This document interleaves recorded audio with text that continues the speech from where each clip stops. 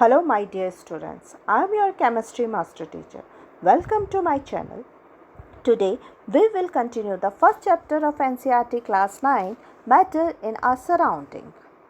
Today we will start with a topic, evaporation. Do we always need to heat or change pressure for changing the state of matter? क्या heat और pressure ज़रूरी होते हैं state of matter को change करने के लिए?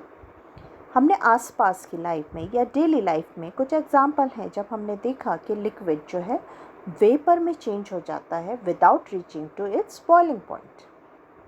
अगर हमने वाटर को अनकवर्ड या खुला छोड़ देते हैं तो वो स्लोली वेपर में चेंज हो जाता है। वेट क्लोथ्स ड्राई अप, ये कुछ एग्जाम्पल हैं। इसमें आपने देखा कि वाटर के साथ क्या हुआ। हमने स्टार्टिंग की एक्टिविटीज़ से पढ़ा था कि जो पार्टिकल्स ऑफ मैटर हैं वो कंटिन्यूसली मूव करते रहते हैं at a given temperature in a gas, liquid और सॉलिड। जो पार्टिकल्स हैं उनकी डिफरेंट अमाउंट में काइनेटिक एनर्जी होती है। In case of a liquid के केस में हमें थोड़ी सी काइनेटिक एनर्जी रिक्वायर होती है जिससे कि हम पार्टिकल्स को ब्रेक कर सकें। क्यों? उनके बीच फोर्स ऑफ अट्रैक्शन कम होता है। The phenomena of change of liquid into vapor at any temperature below its boiling point is called the evaporation। ये प्रोसेस जो है जब लिक्विड टू वेपर चेंज हो रहा है ये कहलाता है evaporation। अब है फैक्टर अफेक्टिंग evaporation। एक एक्टिविटी है आपकी 1.14। इस एक्टिविटी के अंदर take 5 ml of water in a test tube. Test tube में हमने 5 ml वाटर लिया और विंडो के पास रख दिया। नेक्स्ट में 5 ml जो वाटर लिया हमने चाइना डिश में रख दिया। एक और 5 ml वाटर लिया हमने ओपन चाइना डिश में रख दिया या कबर्ड में रख दिया। इन केसेस में हमने देखा कि वाटर इवोपरेट कैसे हुआ। Water in vessel with large surface area like china dish evaporates faster. यानी जो वाटर चाइना डिश में था क्योंकि उसका जो था सरफेस एरिया ज़्यादा था as compare to test tube, तो वहाँ पे जो इवोपरेशन है वो बहुत फास्ट हुआ। समर टाइम, गर्मी के समय रेट ऑफ इवोपरेशन काफ़ी हाई होता है। क्यों? क्योंकि टेम्परेचर ज़्यादा होता है। लेकिन रेनी डेज में रेट ऑफ इवोपरेशन कम होता है। प्रेजेंस ऑफ वेंट और increase in temperature promote this process. यानी दो चीज़ें, या तो वेंट हो, हवा हो, या टेम्परेचर ज़्यादा हो तो इवोपरेशन ज़्यादा होगा। While humidity lowers the scale. अगर ह्यूमिडिटी होगी और रेनी सीजन के टाइम हमारे जो होता है ह्यूमिडिटी ज़्यादा होती है। As a result, when we keep water in vessel with different surface area like in test tube or a bowl or china dish, जो rate of evaporation है वो उसी vessel में ज़्यादा होगा या उसी कंटेनर में जिसका surface area ज़्यादा होगा, यानी larger surface area। In summer, the temperature is higher than in winter। क्यों? क्योंकि काइनेटिक एनर्जी ज़्यादा होगी और काइनेटिक एनर्जी ज़्यादा होगी तो रेट ऑफ इवोपरेशन भी ज़्यादा होगा। तो समर में रेट जो है इवोपरेशन की वो हाई होती है। A humid environment like a rainy day shifts the equilibrium in the backward side. यानी वो क्या करता है, रेट ऑफ इवोपरेशन को लेसर कर देता है। evaporation causing cooling। The particles of a liquid absorb energy from surrounding, regain the energy lost during evaporation. जो पार्टिकल्स हैं वो सराउंडिंग से एनर्जी वापस लेते हैं जो कि उन्हें इवोपरेशन में लूज हुई. This evaporation of energy from surrounding makes the surrounding cold. यानी इवोपरेशन से हमें कूल क्यों फील होता है, ठंडा क्यों महसूस होता है? वो इसलिए महसूस होता है क्योंकि जो एनर्जी लॉस हुई है वो हम वापस रीगेन कर लेते हैं सराउंडिंग से. In daily life we feel the effect of cooling during the evaporation. हम डेली लाइफ में बहुत सारे ऐसे एग्जाम्पल हैं जब हम कूलिंग इफेक्ट फील करते हैं. After a hot sunny day people sprinkle water on the roof or open ground. The large latent heat of vaporization of water helps to cool the hot surface. जब बहुत तेज़ गर्मी होती है पुराने time में या अभी भी जब होती है तो हम सरफेस पे या फ्लोर पे पानी फैला देते हैं. वो इसलिए कि जो उससे हीट निकलेगी वेपराइजेशन से वो वापस हमारे जो सरफेस को है वो कूल कर देगी. Why should we wear cotton cloth in summer? Summers के लिए cotton cloth क्यों सही होते हैं?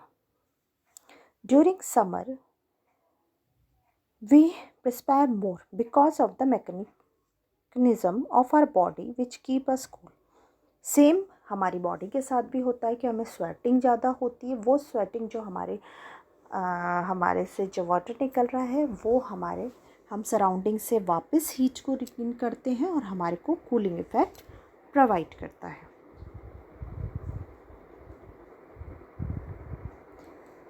The particles at the surface of a liquid gain energy from surrounding और बॉडी सरफेस और change into vapours. The heat energy equal to latent heat of vaporisation is absorb from body living the body cool. यानी कि जो heat energy जो है वो latent heat of vaporisation की equal होगी तो हमारी जो बॉडी है वो कूल रहेगी. Water helps in absorbing the sweat and exposing it to the atmosphere for easy evaporation. Why do we see water droplets on the outer surface of a glass containing ice cold water? आपने देखा होगा कि हम ना glass के अंदर अगर ice डालेंगे थोड़ी देर बाद उसके बाहर ग्लास के बाहर की सरफेस पे हमें आइस जो है वाले पानी में हमें वाटर ड्रॉपलेट्स दिखाई देने लग जाती. क्यों? सेम वही रीज़न है कि जो वो हीट लॉस हुई थी हमने सराउंडिंग से रीगेन की और उसके कारण वो सरफेस पे the water vapour present in air on coming in contact with the cold glass और water loses energy and gets converted into liquid state. वो एनर्जी लूज़ करेगा और वो लिक्विड स्टेट के कारण में चेंज हो जाए जिसके कारण हमें ग्लास की सरफेस पे हमें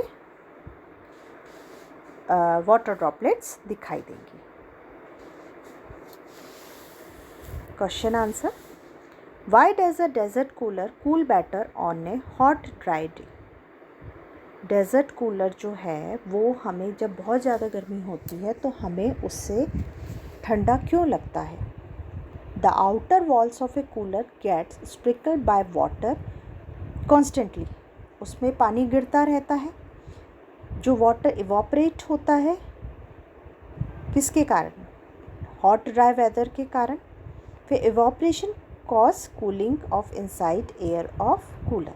जो वो लॉस हुई और हमने रीगेन की सराउंडिंग से हीट उसके कारण अंदर कूलिंग हुई.